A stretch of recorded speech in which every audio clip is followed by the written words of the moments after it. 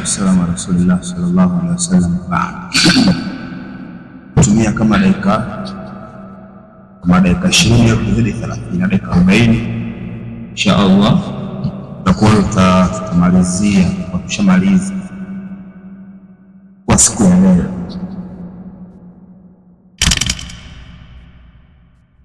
Hapa tulikusudia kwamba insha Allah wiki hii awepo Abu Hafs Allahu Taala, lakini ameshughulishwa kidogo amekuwa mashughuli kwa siku hizi mbili hizi, kwa taarifa yafikisha mapema. Hapo tukaona hizi siku zisipite bure bure, yaenda kuja kufundisha adabu za talibul ilmi, adabu za kutafuta ilmu. Kila kitu kina adabu na kina miko na mipaka yake. Vipi mtu atapata ilmu, alafu na vipi ilmu hiyo mtu itamsaidia? Sasa ili upate zile adabu za ilmu, wanachuoni al-ilmi, kabla mtu hajaanza kusoma, kuna vitu atakiwa mwenyewe avizingatie. Sasa mimi nitaondoka na adabu za tafuta ilmu, lakini kusudia natafuta ilmu ya sheria na hususan Qur'an, adabu za kusoma Qur'an. Mimi nitaondoka na adabu za kusoma Qur'an tu, na sio zote. Leo utazianza kama 5, na hata tutataja adabu 5, na kesho leo tutataja adabu 5. Kama siku nyingine kupata muda, kama sababu Abu Hafsa asema kuanzia Jumanne na Jumatano atakuwa yuko free na kuendelea mbele. Kwa hiyo leo na kesho itakuwepo mimi hapa na risaa kama 3 hivi kwa ajili ya faida. Kuna hichi kitabu kinaitwa Kitabullahi wa Makanatuhu al-Azim Ibn Baz, yani kitabu kizuri, kina faida nyingi sana. Wale ambao wanataka walikuwa na mwangaza wafu na pale kwa ajili ya kujua nafasi ya Qur'ani. Sema elezea kitabu cha Allah na Qur'ani na nafasi yake ilikuwa tukufu, na nafasi gani na utukufu gani katika Qur'ani. Sasa vimetajwa vitu vya msingi. Kwa mwanafunzi kabla hajaanza kusoma Qur'ani atakuwa azingatie vitu vya msingi. Pia kuna majalisi Sheikh Ramadhani bin Uthaymeen, pia ameelezea, kuna mlango wa 5 ameelezea masala ya fadhila za Qur'an. Alafu kuna mlango mwingine kama mlango wa majlisi ya 13 akaelezea adabu za kusoma Qur'an. Ule mlango wa 5 alielezea majalis fadhili al-Qur'an, kule majlisi ya fadhila za Qur'ani akataja tu kuna aya, kuna sura zote Qur'ani mzima, na kuna baadhi ya aya yani zinazidiana ule fadhila zake, akaita hadithi nyingi. Hizo utakuja kulisoma hadithi zile kwa ufupi ili upate kuhamasisha, lakini leo tutasoma adabu kama adabu. Katika hii mlango wa 13 Ibn Uthaymeen, kama tujasoma tujangalia huku na habari zake zinajitegemea. Katika majlisi thalithu ashara, majlisi ya 13, akaelezea fi adabi qiraati al-Qur'an, siana adabu za kusoma Qur'an. Leta mukaddima kama kaida zake. Kila majlisi una mukaddima wake refu, afa kaita aya nyingi. Hizo zote hizo tutazisoma hizo mukaddima, wala tusoma aya. Tuanze kusudia zile adabu zile ili tupate kuzingatia kwa ufupi. Asema rahimahullahu ta'ala, anasema fa min adabi tilawa, miongoni mwa adabu za kusoma Qur'an, jambo la kwanza zingatie mwanafunzi ikhlasu niyati lillahi ta'ala fiha, kutakasa nia kwa ajili ya Allah mtukufu. Kwa maana kusoma kwako wewe unatakiwa usome kwa ajili ya Allah, kutafuta radhi, kutafuta fadhila na kutafuta ajili, kutafuta malipo, na usisome kinyume na hivi. Kwa kusoma kwako Qur'ani yani ili watu wakusifie, na sauti nzuri. Kusoma kwako Qur'ani ili watu wakuone mtaani au kawaligishie watu. usisome kwa stailio. Ukisoma kwa stailio hakuna fadhila zote hizo. Fadhila zitazotajwa na aya na hadithi wewe hazitakuhusu, kwa sababu ulisoma Qur'ani si kwa ajili hiyo, wewe ulisoma kwa malengo yako. Wewe utakuwa kwanza kutakasania kwa ajili ya Allah, kwa maana kusoma kwako unatarajia kupata malipo, Allah akulipe, na si unasoma Qur'ani ili watu wakujue, au unasoma malengo yako wewe, nia yako kasema nasoma Qur'ani ili ipate kushihaba na mtu fulani. Usisome hivyo. Soma Qur'ani ili watu wanione, usisome hivyo. Unasoma Qur'ani ili labda nipate maisha mazuri duniani, nipate ujira mzuri, au nipate pesa. Sababu Qur'ani siku hizi ina manufaa, ina dili. Mtu anaweza kasoma au kahifadhi, ana lengo, nikienda sehemu fulani au mwezi wa Ramadhani nikienda pande fulani napata mgeni karibu kwenye tarawih milioni 2, milioni 1. Huko na watu inawapelekea, sababu kuna mfumo wa hela, anasoma naye ili akasodesha tarawih apate hela. Sasa usisome kwa lengo hilo, au unasoma Qur'ani ili watu nikasome hitimu, sababu unasikia kuna soma hitimu huko mtaani napata hela. Usisome kwa staili hiyo. Ili ajifundisha Qur'ani labda ukasomea watu rukia, sababu watu wajue rukia za kisheria, nenda kanisome Qur'ani, lengo na wasome watu rukia upate ujira. Usisome kwa ajili hiyo, soma kwa ajili Allah akulipe. Wewe utakiwa utakase nia. Kama mtu alikuwa na malengo mengine yasiokuwa hayo, watakiwa ubadilishe nia yako, na hivyo utakuwa havikusaidii chochote, bali utapoteza muda na mbele ya Allah utakuta hamna kitu. Kwa jitihada zako zote zile ulizozitoa hazitakunufaisha.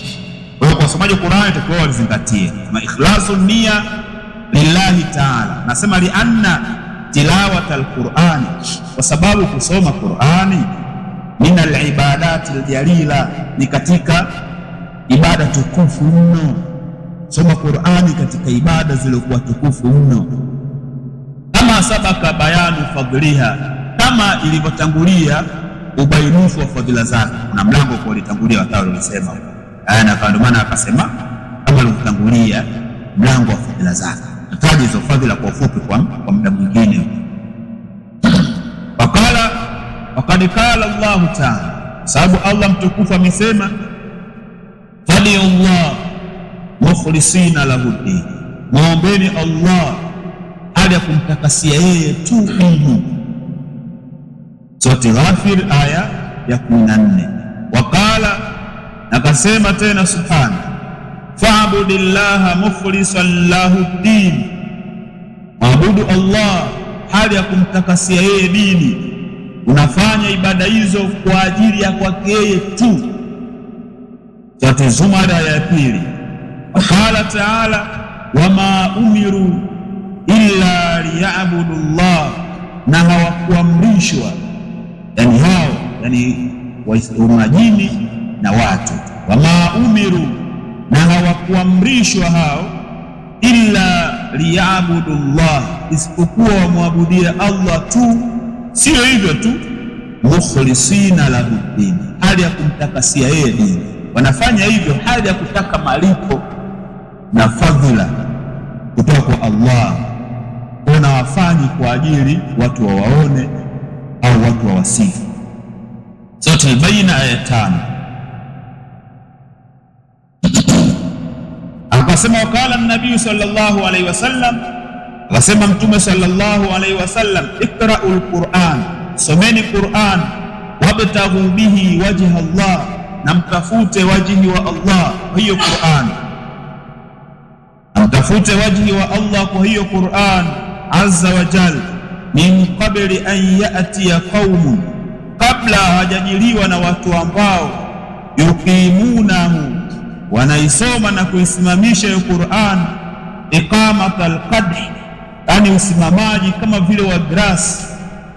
Yasema yataajalunahu wala yataajaluna, hiyo Qur'ani wanaisoma kwa ajili ya dunia na wala waisomi kwa ajili ya akhira. Rawahu Ahmad, yani wa maana yataajaluna, na maana yataajaluna ay yatlabuna bihi ajra dunya, wanatafuta wakisoma Qur'ani wakitafuta malipo ya dunia. Maana akasema yataajaluna. Kwa hiyo hairuhusiwi, watakiwa wasome Qur'ani kwa ajili ya kutafuta wajihi wa Allah kabla hawajajiwa na watu wengine ambao wao kazi yao kusoma Qur'ani kwa ajili ya kutafuta ujira wa dunia, yaani maisha ya dunia. Kwa hiyo wewe usifanye hivyo, kwa sababu wanaofanya hivyo watakuwa ndani ya hasara. Sasa wa min adabiha, na miongoni mwa adabu zake, adabu ya pili, an yaqra'u biqalbin hadiran, an yaqra'a biqalbin hadirin, asome we mwanafunzi kwa moyo uliokuwa hadhiri, upo. Watakiwa katika adabu za Qur'ani, watakiwa usome hali yako wewe upo, usiwe unasoma yani wewe moyo wako haupo. Manake nini? Nasema yatadabbaru ma yaqra'u, awe anazingatia kile anachokisoma. Wayatafahamu maani, nawe anafahamu maana zake. Wayakhshau inda dhalika qalbuhu, na pia utanyenyekea kwa huko kusoma Qur'ani moyo wake. Wayastahdhira bi anna Allah yukhatibuhu, na hudhurishe kwamba hakika Allah anamsemesha yeye fi hadha alquran, katika hii Qur'an. Sema li anna alquran, kwa sababu Qur'an kalamullahi azza wa jalla, ni maneno ya Allah mtukufu.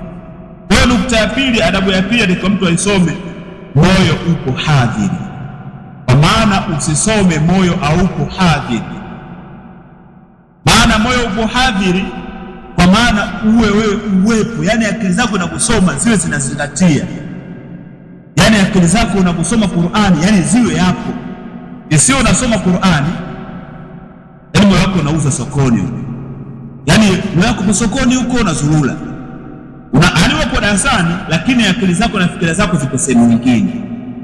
Uko darasani unasoma Qur'ani lakini akili zako ziko shambani, unasoma Qur'ani lakini akili zako zinaendesha bodaboda, yani kwa mtaani dilile pale dilile. Unasoma Qur'ani lakini mawazo yako yapo sehemu nyingine, sasa zinapita na mpira, zinapita na kitu hiki hapo, na maana wewe utakuwa ni hakuna cha maana unachokifanya.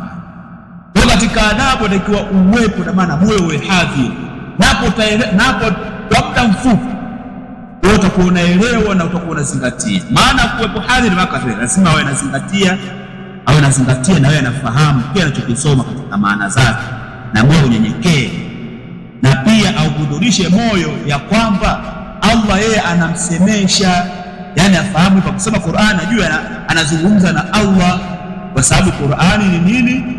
Ni maneno ya Allah mtukufu. Hiyo katika adabu ya pili. Wa min adabiha, na miongoni mwa adabu zake ya tatu, an yaqra'a ala taharati, asome juu ya tohara, awe anaisoma Qur'ani hali ya kuwa yeye tohara. Bi anna hadha min ta'dhimi kalamillah, kwa sababu jambo la kuwa tohara ni katika kuadhimisha maneno ya Allah azza wa jalla. Wala yaqra'u alquran, na wala siisome Qur'an wa huwa junubu, hali ya kuwa na janaba, hatta yaftasila, mpaka aoge. In qadara ala alma, ikiwa anaweza kuyatumia maji, au yatayammam, au atatayammam. In kana ajizan an istimali alma, ikiwa anashindwa kuyatumia maji, limaradhi au adami, kwa kuto, kwa maradhi hawezi kutumia maji, au kwa kukosekana hayo maji. Waliljunubi an yadhkura Allah wa yad'uhu bima yuwafiqu alquran, lakini mwenye janaba anaruhusiwa kumdhukuru Allah na kumwomba na kile kinachoafikiana Qur'an.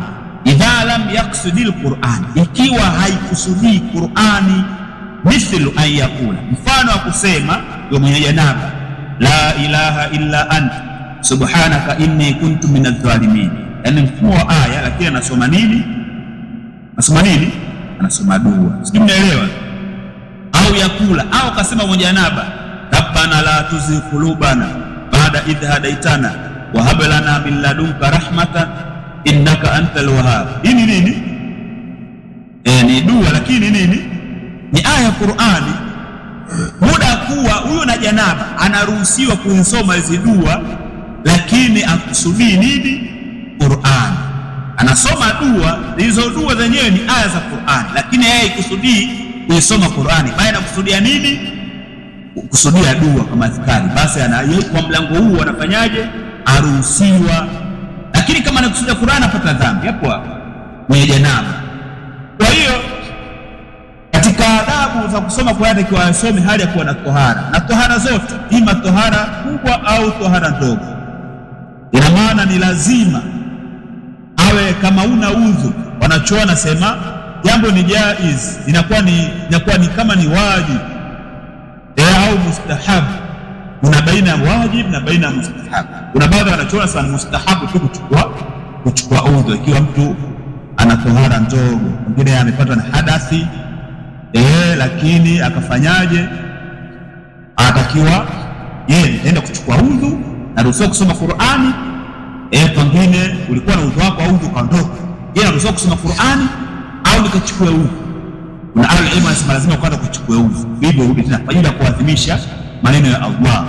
Wengine wanasema ikiwa kuna namna ya kusoma tu, kama ashiki mashaf basi taruhusiwa kusoma. Kama ashiki mashaf taruhusiwa kusoma, lakini kama atashika mashaf ambaye sasa kuna wajibu hapa akachukua udhu.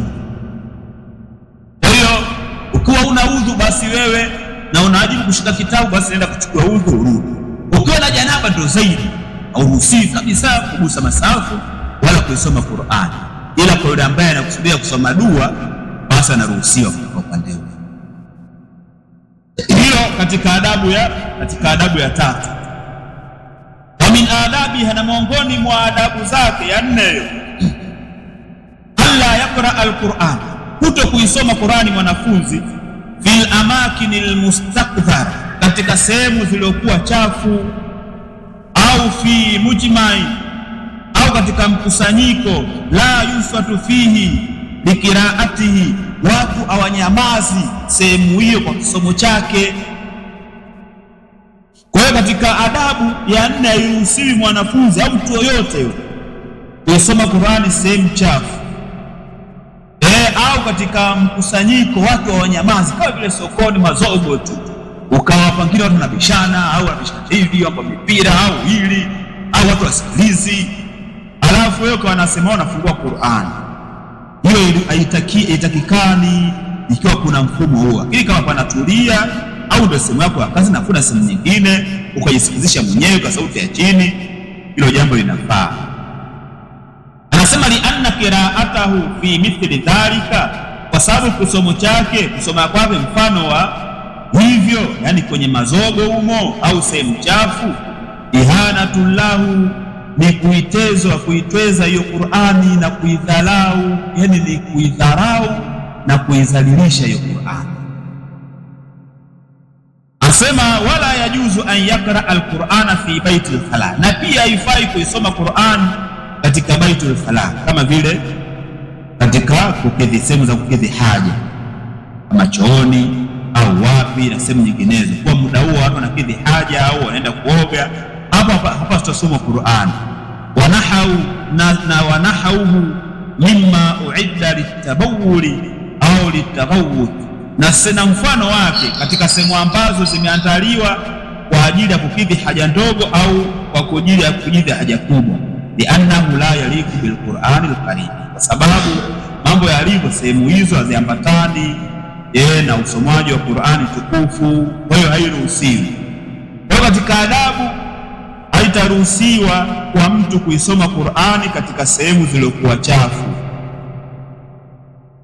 Katika sehemu chafu anataja wanachoona kila sehemu za madamu komu na mfano wake, sehemu ambazo unajua ni chafu, wewe ukasema unasema Qur'ani. Sehemu chafu ziko nyingi, au kwenye madangulo unaenda kusema unasoma Qur'ani, sio?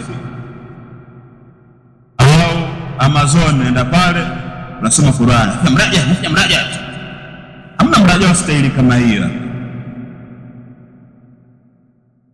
Mazona kusudia hapa wanaupigwa miziki hapa. Wa min adabiha, ya 5, na katika adabu zake hizo kusoma Qur'an, an yasta'idha billah minash shaitani rajim, ikutaka hifadhi kwa Allah kutokana na shaitani aliyelaaniwa, inda iradati alquran, wakati wa kuisoma Qur'an, biqaulihi ta'ala, wa kauli yake Allah mtukufu anaposema wa idha qara'ta alquran, pindi utakapoisoma Qur'ani, napotaka kuisoma Qur'ani, fasta'idh billahi, fastaka msaada, take msaada Allah, minash shaitani rajim, kutokana na shaitani aliyelaaniwa. Unapotaka kusoma Qur'an, sikiliza bismillah tu, basi na a'udhu billahi, hiyo iruhusiwi. Unaanza na a'udhu billahi, alafu unakuja kama mwanzo wa sura tunaanza na bismillah. Ikiwa wakati ya aya haina haja hauruhusiwi kuleta bismillah. Anasema wali alla yasuddahu shaitanu anil qiraati au kamaliha, ili asiweze shaitani kumzuia yeye kunako kusoma au kuikamilisha. Kwa maana kama hujaita a'udhu billahi, huenda shaitani akakuzuia, yale malengo yako yanayokusudia kusoma Qur'ani akayazuia. Ima unataka pengine umalize juzu moja au ukamaliza karatasi 3, unaposimaliza. Kwa sababu gani? Hujaita a'udhu billahi, unaanza tu mara si, unaanza tu mara hivi, mara umepotea. Kwa sababu gani? Kwa sababu hujaita a'udhu billahi. Au unaanza kusoma Qur'ani tu wasinzia, anaanza kushika tu, unaanza kuyumba hadi kutaka kudondoka, ita a'udhu billahi.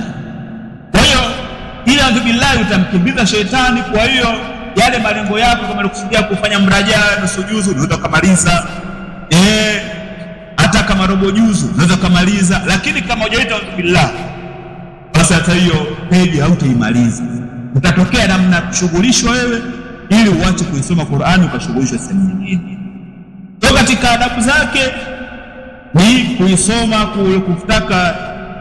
kuitaka hifadhi kwa Allah kutokana na shetani aliyelaaniwa. Asema wa amma albasmalatu, ama kuleta bismillah, fa in kana ibtida'u qira'atihi, ikiwa mwanzo wa kisomo chake, min athna'i sura, as-suwara, miongoni katikati ya sura, fala yubasmil, hapa apata leto bismillah. Kama mtu ikiwa anaanza katikati ya sura, kwa mfano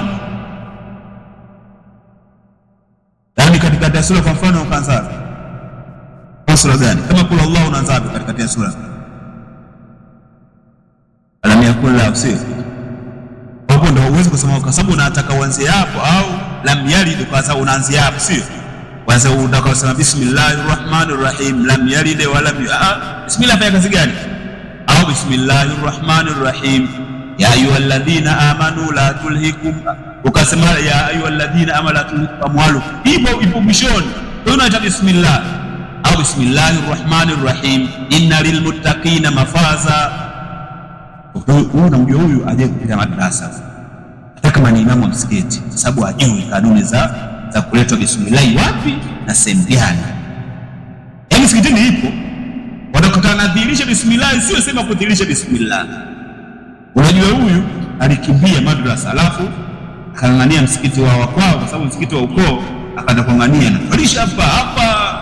Hamna cha kuambiwa mimi, waweza wajua kanuni. Sasa anasema ikiwa anaanza katikati ya sura, haitaletwa bismillah. Asema wa in kana min awwali sura, ikiwa mwanzo wa sura sasa, bali yubasmil, basi ataileta hiyo bismillah. Ikiwa mwanzo wa sura ataanza na bismillah, baada ya billahi ataanza na nia, atakuja bismillah. Anasema illa fi surati Tauba, isipokuwa katika surati Tauba, hapo hautaita bismillah, fa innahu laysa fi awwaliha basmala, kwa sababu hiyo surati Tauba haipo mwanzo wake bismillah. Anna sahaba radhiyallahu anhum ashkala alaihim, hina kitabati al-mushaf, sababu masahaba radhiyallahu anhum ndio walipata ishkeli juu yao wakati wa kuandika zile mushaf. Hal hiya suratun mustaqilla au baqiyatul anfal? Je, hiyo surati Tauba ni sura yenye kujitegemea au ni baki katika surati al-Ansari, surati al-Anfali? Walipata ishkeli. Anasema fafaswalu bainahuma biduni basmal, wakatenganisha baina ya sura hizo mbili basi na bismillah. Wa hadha al-ijtihadu huwa al-mutabiqu lilwaqi ila raibi, na jitihadi hii ndio yenye kuendana sehemu ya tukio basi na shaka. Asema idh law kanat al-basmala qad nazalat fi awwaliha na baqiyat mahtubatun fi hibbillahi azza wa jalla, na laiti ingilikuwa bismillah imeteremka mwanzo wa hiyo sura ya Tauba, basi ingebaki yenye kuhifadhiwa kama vile alivyoahidi Allah azza wa jalla, kama alivyosema Allah, inna nahnu nazzalna dhikra, haika sisi nahnu nazzalna, ndiyo tumeiteremsha Qur'an, wa inna lahu lahafidhun, na hakika wakeyo Qur'an ndiyo yenye kuhifadhi. Kwa Allah ameahidi kwamba Qur'an itahifadhiwa, hakuna mtu kuya anasema ataipotosha Qur'an, sababu ameahidi Allah azza wa jalla. Kwa ingilikuwa hiyo sura hiyo surati Tauba na bismillah, basi ingilikuwa vile vile kama ilivyohifadhiwa, lakini haijashuka hapo bismillah. Kwa hiyo maswahaba wanapoandika, walipoona kukusanya yale magome na kuandika mashafu, wakatatizika kwa sababu hapa bismillah ni baki ya Anfali au sura jitegemea, kwa sababu hajakuja bismillah. Wao ndio wakaiweka na maana wakaitenganisha basi na bismillah, lakini wakaitenganisha. Kwa kiufupi, katika adabu za kusoma Qur'ani unatakiwa uanze na a'udhu billahi, ikiwa hiyo bismillah itatizamika kwa sehemu gani. Kwa mwanzo wa sura utaleta bismillah, isipokuwa sura Tauba au utaleta bismillah, na ikiwa katikati ya sura ilete pia bismillah, katikati ya sura ilete bismillah, na sura Tauba mwanzo ilete bismillah, ama mwanzo wa sura nyingine zitaitwa bismillah. Baada a'udhu billahi utaleta bismillah mwanzo wa sura. Hiyo ni katika adabu ngapi hiyo? Adabu ya 5. Hakuna muda wetu ndio umeenda hivyo hivyo, sio ile 40. Kwa inshallah tukipata muda tutaje kumalizia adabu nyinginezo kama 5 tutazitaja, alafu tutazama pia na upande mwingine.